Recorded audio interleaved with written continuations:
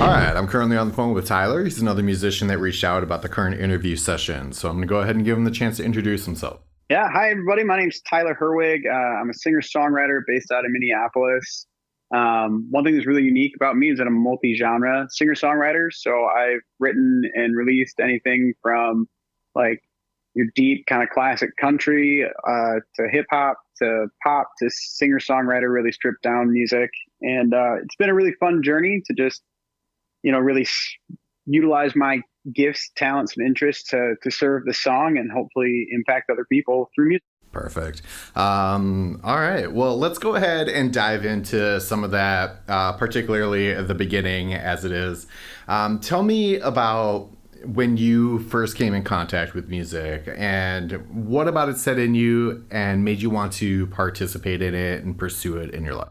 Yeah, so I've always been pretty interested in music. Like I grew up singing in children's choir and in church and stuff like that. But it wasn't until I was probably 16 years old that I really started to take it more seriously. And it's all because of a girl in high school that I had this huge crush on. I heard a rumor that she liked musicians. And so I decided I was going to teach myself how to play guitar, which I did from watching videos on YouTube. I was going to learn some of her favorite songs and really try and impress her. And long story short, I ended up learning all of her favorite songs, got some friends together in the parking lot of a Taco John's, and I put on this little concert for her. And at the very end, I asked her to go to prom with me, and she ended up saying no, which broke my little 16-year-old heart. Oh. So I ended up opening up the trunk of my car. And after all my friends left, I sat in the trunk singing sad songs by myself. And while I was doing that, Oh no. yeah, I know it's so sad, but it ended up being a really good thing because while I was throwing myself that pity party, this woman got off of work and as she was pulling through the drive-through of Taco John's, she heard me singing. And she got out of her car and came and asked if I would sing in her wedding as she walked down the aisle. And that moment really changed the direction of my entire life because I fell in love with not just singing and playing an instrument and even performing, but I fell in love with this feeling of changing someone's day with music, making a moment a little bit more special or a night a little bit more memorable by doing something that I had learned to love to do. And I've chased that feeling every day now for 15 years.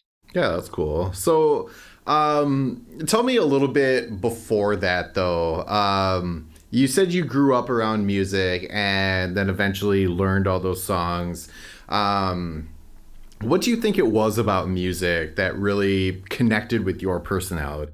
Yeah, I think music just always had a way of helping me find the words to describe how I was feeling. I was a pretty emotional kid, but I really struggled with figuring out what emotion I was feeling. I just kind of always felt everything all of the time, and it was really overwhelming.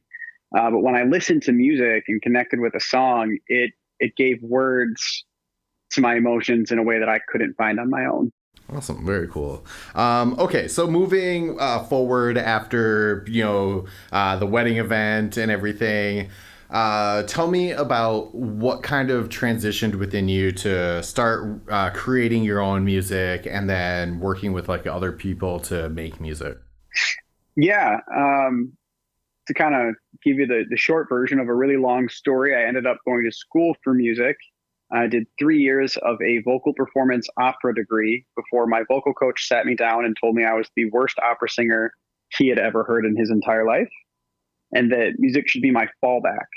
And that was a pretty heartbreaking moment for me, um, which led me to choosing a new major that I wasn't really all that interested in. I just needed, a degree of some kind to try and make a career.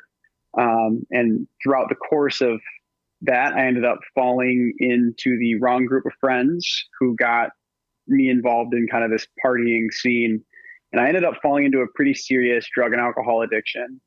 And then fast forward a few years after college, I was kind of at my lowest point and got myself into some trouble and had finally had enough of living that lifestyle. And so I got sober 4 years ago. And that was kind of this like road to Damascus moment for me where I decided like I had to find a way to write music about my struggles and hopefully help other people not have those same struggles.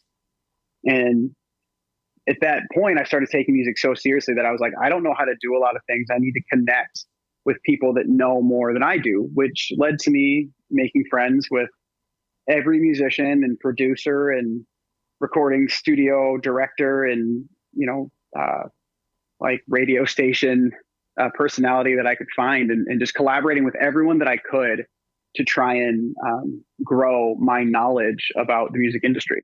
Sure, that's definitely a way to do it, to, finesse the network. Absolutely. It's all about who you know. It really Mm. is. And the nice thing is that most people in the music industry want to get to know you. So there's always an open invitation to start a new relationship with someone. Yeah, I mean, they're kind of operating on that same mentality, and you're somebody that they can know. Yeah, absolutely. Awesome. Okay, so let's talk creatively for a bit. You mentioned kind of what your inspiration and your motivation is to try to connect with people, to hit that, emotional level that you're, changing their lives. And tell me more about how you go about infusing that into the way that you write. Yeah, I mean, a lot of it really stems from like me hearing a song that piques my interest, something that isn't your cookie cutter top 40s song. And I go, oh, I really like how this combination of instruments or this chord progression made me feel. How can I replicate that feeling, but still write a totally different song? And that's a big place that my inspiration stems from, is just by listening to music of other artists and other creatives. Um, and often it comes from me wanting to share a story. Like a large swath of my music is about my struggle with addiction, and wanting to tell those stories in a way that people can relate to is a big inspiration for me to continue writing and be vulnerable as well. Okay. So where has that taken you? Are you self-recording and producing and then doing digital distribution? Are you working with a studio? What's that environment like for you? Yeah, great question. A combination of all of those things, actually. So I've worked with several different labels and producers to create some of my music. One of the most notable is an off branch of Sony called SSM, based out of Nashville, Tennessee. And we've worked together to produce some country singles that have actually charted on indie country radio. The last one we did was in September of 2023, and it charted to 8 in the US on indie country radio. And we're currently getting ready to ramp up and do a full country EP, and then ideally an album after that. But I've also worked with some labels just here in Minnesota to produce some of my own music. It's more of like a pop focus or a hip hop focus as well.